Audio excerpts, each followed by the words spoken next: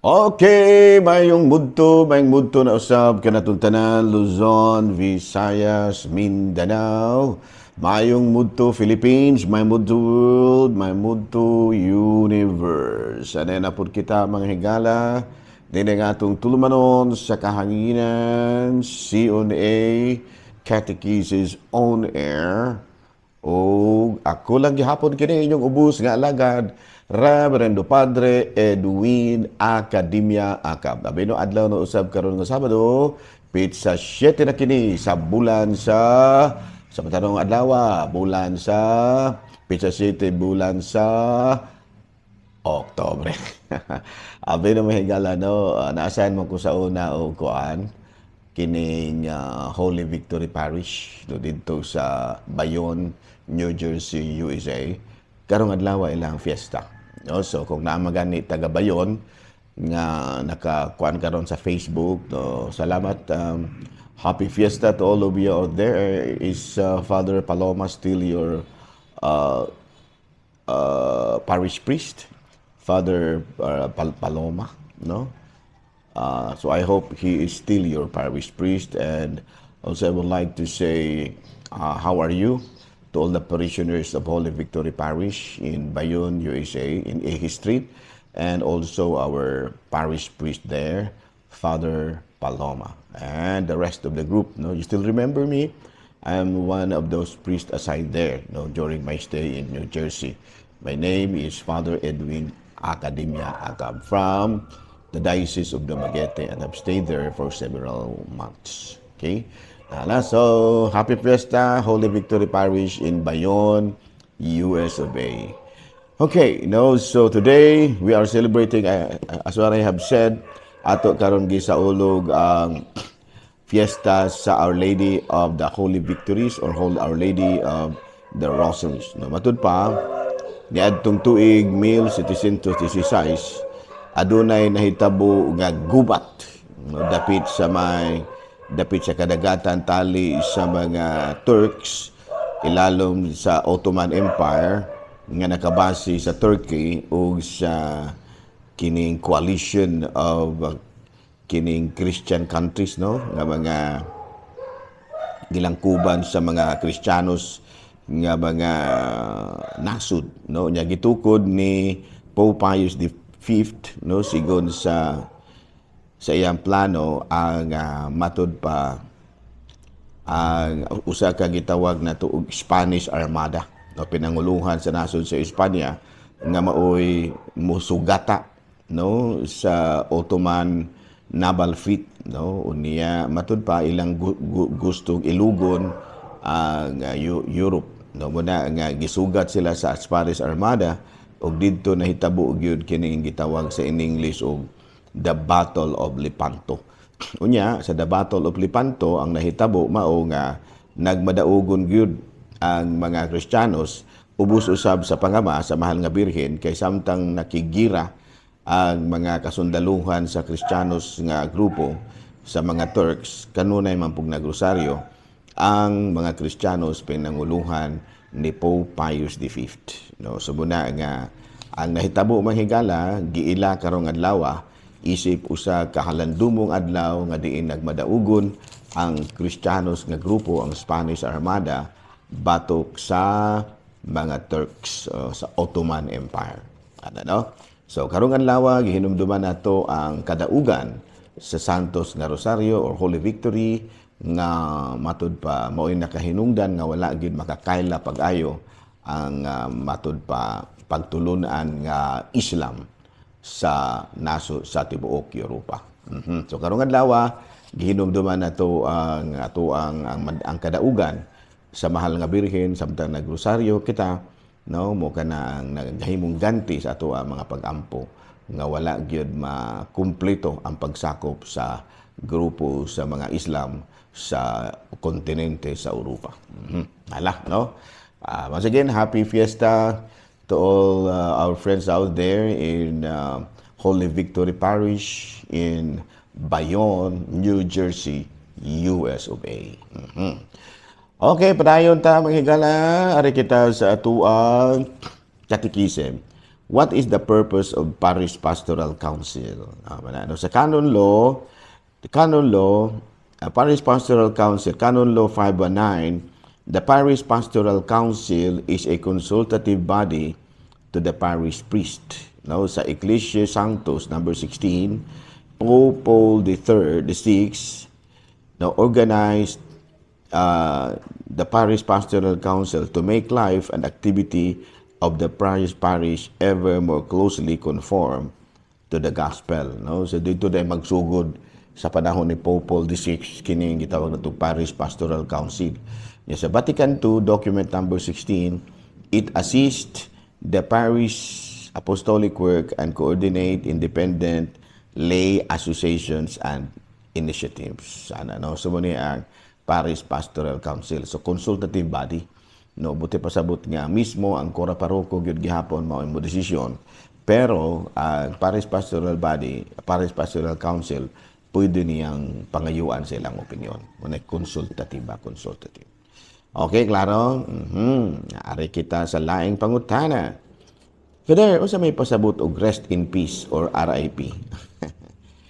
Okay, kining rest in peace or in Latin requiescat ye crescant in pace means we will be living mother and another else resting for eternity. Okay, that that our body will be resting in eternity and we will be freed from our earthly obligations. Modern ang gitawag og requiescat in pace.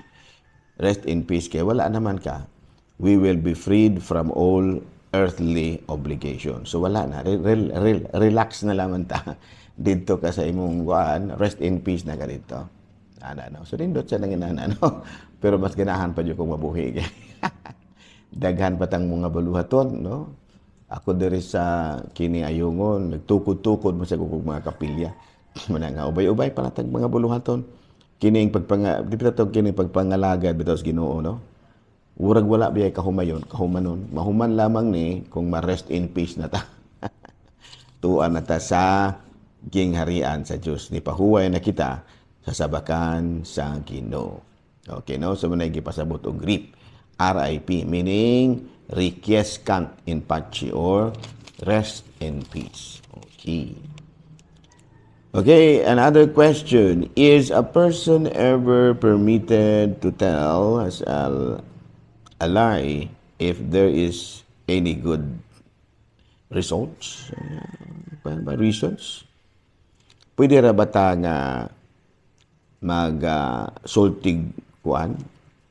Pwede ra ba tang mamakak basta ang resulta maayo lang? If there is any good reasons? Okay, no?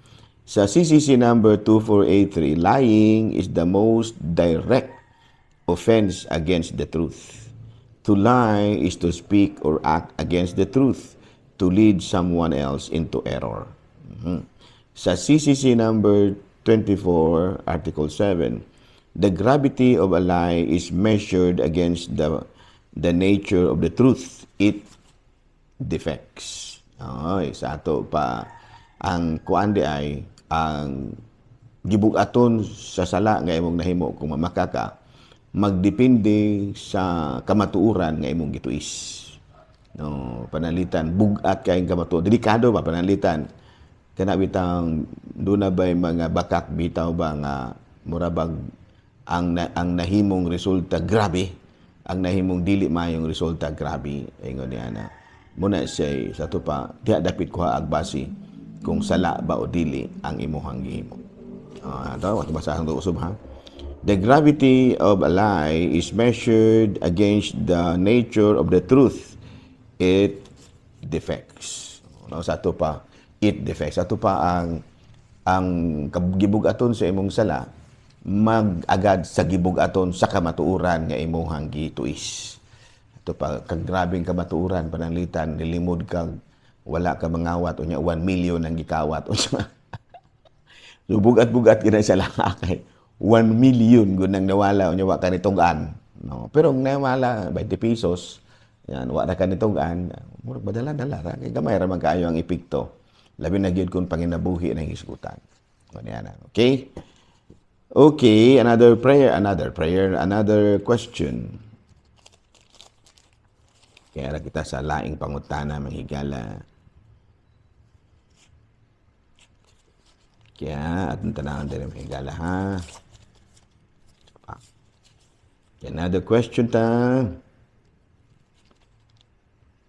By the way, ato din nga timbayaon o advance happy fiesta, no? Ang ato ang mga kaigsuunan nga taga Valencia o taga happy tala fiesta mahigala Pamplona o Valencia, no? Pizza 12.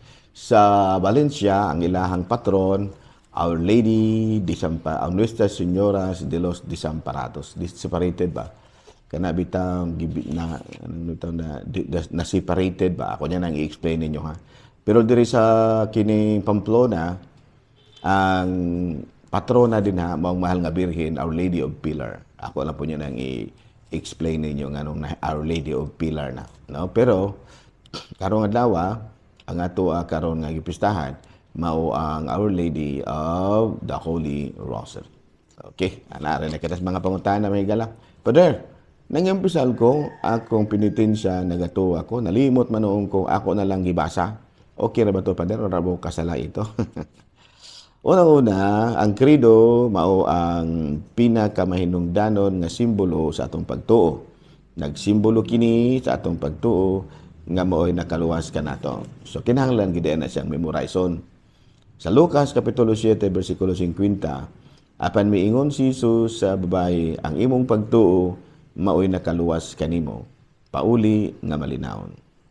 No, sa dato pa, importante gid ay nga doon na ang ato na doon lagi kita gituuhan nga maayo alang sa uban. So, muna nga maayo ginang atong memoryaho na nagato ako sa ibang pangutana, imo na lamang gibasa o pwede ra na. Pero sa sunod, the next time, paningkamot kay imo ginang memorya. Klaro? Okay na ni mini ang mga importanteng punto sa atong pagtuo. No? Ato pa kini di ay sa nagatuo kami, importante kay ni siya kay naaman ang tulo ka importanteng punto sa atong pagtuo na ini. Tulo ka persona sa usa ka Dios, Amahan, Anak ug Espiritu Santo. No? Sa ato pa importante gid ay nga ato memorize ni kay importante man kay ang unod ini, no? Tulo ka persona sa usa ka Dios. Okay. Padayong unsa may buti pasabot sa Katolikong pagtulunan nga si Kristo matuod nga Dios ug matuod nga tao. Abi no tinuod kana no, si Kristo nagpagkatao, so matuod gid siya nga tao. Pero tungod kay Dios man siya, matuod po siya nga Dios. Sa tupad Dios ug tao nga matuod. Sa Hebreo Kapitulo 4 versikulo 15, ang atong pangulong pari dili sama sa ubang pari nga dili mo batig kaluoy sa atong mga kahuyang. Hinunua usa sa kapangulong pari nga gitintal sa tanang paagi sama kanato apan wala gyud siya makasala. Matud pa siya matuod siya nga tao, gitintal pamanggani siya. Dios kiwa man gid siya mapintintal. Ilabi na kung kining gitawag nato walay gahom ang Dios alang kaniya sa mga pagsulay. Okay? Okay, unsay pwede pasabot sa word nga Kristo. Okay. Sa Roma Kapitulo 5 Kapitulo 15 versikulo 7, busa alang sa himaya sa Dios dawata ang inyong isig ka magtutuo nga gidawat kamo ni Kristo. Sama nga gidawat kamo ni Kristo. Busa kamong tanang tao ni kamong tanan lawas ni Kristo ug ang usag-usa bahin ni ini.